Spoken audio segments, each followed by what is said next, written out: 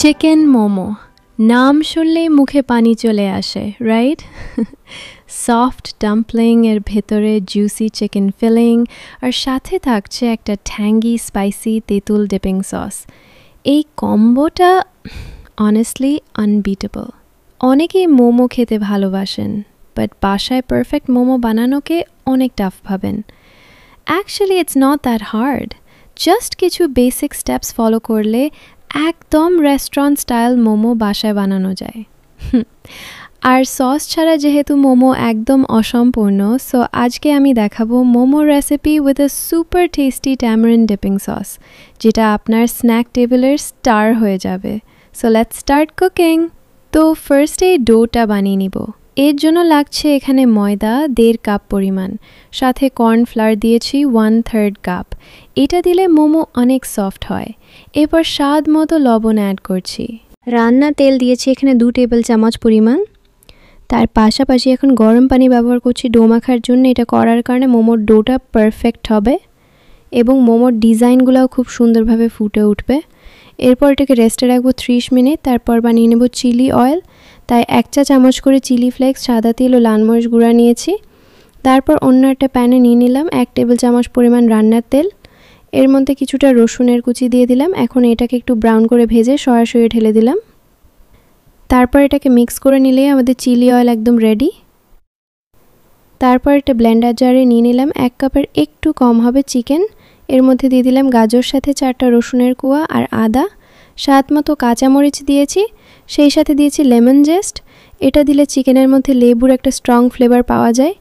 আচ্ছা, মিক্সচারটা যখন প্রায় ব্লেন্ড করা হয়ে গেছিলো তখন আমার মনে পড়েছিল আমি এখানে পেঁয়াজ অ্যাড করিনি, সো পরে সেটা অ্যাড করে দিয়েছি। আপনারা এটা ফার্স্টে অ্যাড করে দেবেন, ঠিক আছে? তো এটা হয়ে গেছে। এখন অ্যাড করেছি সয়া সস 2 চা চামচ, সেই সাথে লবণ দিয়েছি টেস্ট অনুযায়ী, কালো গোলমরিচ গুঁড়া দিয়েছি 1/2 চা চামচ। এখন সব কিছু ভালোভাবে মিক্স করে এর মধ্যে অ্যাড করছি 2 টেবিল চামচ পরিমাণ গরম তেল। এটা দেওয়ার ফলে মোমোর চিকেনটা বেশি সময় ধরে ভালো থাকবে। তো এটা হয়ে গেছে। এখন চলে যাচ্ছি নেক্সট স্টেপে। এখানে আমি স্পেশাল তেঁতুলের ডিপিং সসটা রেডি করে নিব। এর জন্য একটা প্যানে নিয়ে নিলাম 1/2 কাপ তেঁতুলের কাত। এর মধ্যে দিয়ে দিলাম স্বাদ মতো চিলি ফ্লেক্স আর লবণ, সেই সাথে চিনি দিয়েছি 2 টেবিল চামচ। এখন মিডিয়াম ফ্লেমে মিক্সচারটা একটু ঘন করে বানিয়ে নিতে হবে। তো এটা একটা বাটিতে ট্রান্সফার করে নিয়েছি। তারপর এর মধ্যে দিয়ে দিলাম সয়া সস 2 চা চামচ পরিমাণ। এখন এটার মধ্যে অ্যাড করছি সেই চিলি অয়েলটা। এটা অবশ্যই আপনারা কতটুকু ঝাল খেতে লাইক করেন সেই অনুযায়ী দিবেন। আমি তো একদমই ঝাল খেতে পারি না, সো অনেক কম অ্যাড করেছি। তা আমাদের স্পেশাল ডিপিং সস কিন্তু একদম রেডি। সবসময় চেষ্টা করবেন সসটা আগে রেডি করে রাখার, তাহলেই একদম গরম গরম মোমোর সাথে সসটা সার্ভ করে খেতে পারবেন। তো অন্যদিকে আমার ডোটাও কিন্তু সেট হয়ে গেছে। এখন এটাকে একটু মথে নিয়ে এর মধ্যে থেকে কিছুটা ডো নিয়ে নিলাম। তারপর বড় সাইজের একটা রুটি বেলে নিব। আমরা নর্মালি যেইভাবে রুটি বানাই এটার পুরুত্বটাও ঠিক একই হবে। তারপর একটা ঢাকনার সাহায্যে গোল গোল করে কেটে নিয়েছি। আশা করছি দেখেই বুঝতে পারছেন। এখন ছোট ছোট রুটিগুলোকে আলাদা করে নিব। তারপর এগুলা দিয়ে মোমোর শেপ দিয়ে দিব।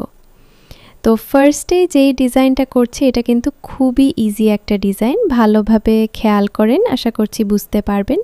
এটাকে মাঝ বরাবর ফোল্ড করে এইভাবে 2 পাশ থেকে শাড়ির মতো ভাঁজ করে নিলাম। ব্যাস, তৈরি হয়ে গেল। আচ্ছা, এই ডিজাইনটা কঠিন মনে হলে চলুন আরেকটা ইজি ডিজাইন দেখাই। আই এম শিওর এটা ডেফিনেটলি পারবেন।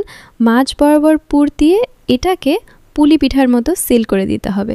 তারপর ওয়ান্টনের মতো এটাকে ডিজাইন করে নিলাম। ব্যাস, হয়ে গেল। একদম ইজি না? আচ্ছা, এই ডিজাইনটাও কিন্তু অনেক সুন্দর, তাই না?